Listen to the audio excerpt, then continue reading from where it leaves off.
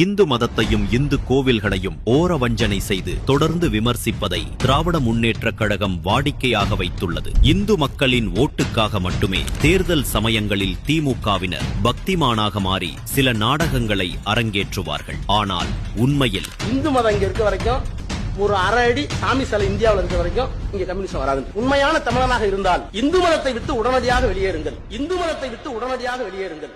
மக்கள் காலம் காலமாக நம்பிக்கையுடன் வழிபட்டு வந்த எண்ணற்ற இந்து கோவில்கள் திமுக ஆட்சியில் ஈவிரக்கமின்றி இடிக்கப்பட்ட அவல சம்பவங்கள் அரங்கேறியுள்ளன. இது ஒரு சாதாரண நிகழ்வல்ல. பக்தர்களின் மனநிலையை சற்றும் மதிக்காமல் அவர்களின் உணர்வுகளை புண்படுத்தும் விதமாக இந்த இடிப்புகள் நடந்தேறின.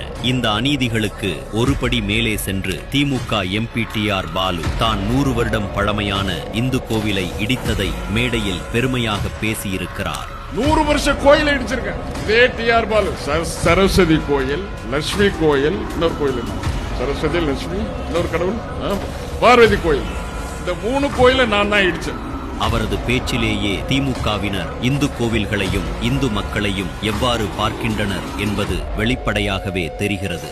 கடவுளுக்கு எதிரா நீ ஒரு உண்டியல் இருக்கா? ஆமா. அதுக்கு எடுத்து சென்டான் வச்சுட்டு ஒரு காவலாளி நிற்கிறான். யாரை ஏமாத்துறீங்க இந்துங்கிற பேர்ல? கந்தசஷ்டி கவசத்தை இப்படி ஒரு பார்வை இருக்குன்னு ஒரு ஆள் சொல்றாரு. பிட்டத்தை போய் காப்பாத்துறது ஒரு கடவுளா அப்படிங்கிறது அது ஒரு கருத்தான போதுமே. அதுக்கே இந்து மதம் முன்பட்டு போச்சுன்னு ஸ்டாலின் பதில் சொல்லணும், ராஜா பதில் சொல்லணும். இதுபோன்ற செயல்களில் திமுகவினர் ஈடுபடுவது ஒட்டுமொத்த இந்து மக்களின் நம்பிக்கையையும் இறை பக்தியையும் பாரம்பரியத்தையும் அவமானப்படுத்தியதற்கு சமம். கோயில் வாசலில் வாக்கு சேகரித்த ஸ்டாலின் நெற்றியில் குங்குமம் வைக்கப்பட்டது. இதனை அவர் உடனடியாக அழித்துவிட்டதால் அங்கு சிறிது நேரம் பரபரப்பு நிலவியது.